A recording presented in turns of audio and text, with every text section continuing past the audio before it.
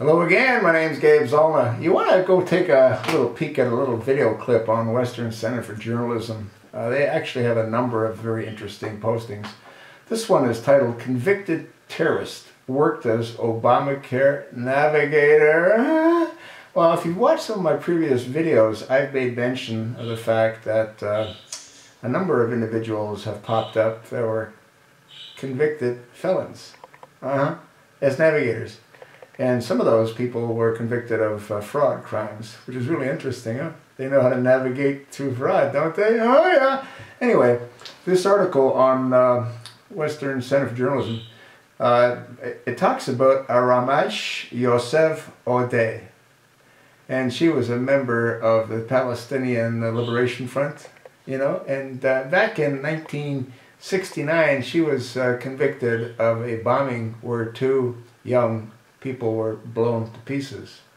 She spent 10 years in prison and would have probably remained there, except it was one of those prisoner exchanges that takes place every so often, you know, where they let the bad guys go.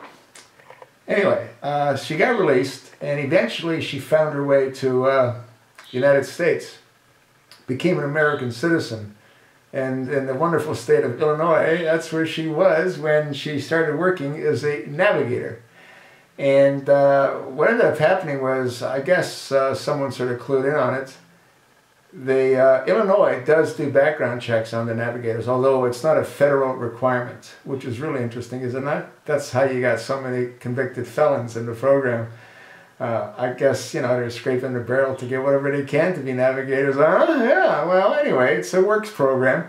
So what ended up happening was when Illinois did the background check, they couldn't find anything in her background that caused anyone to be concerned. None of her criminal past or time spent in prison came up.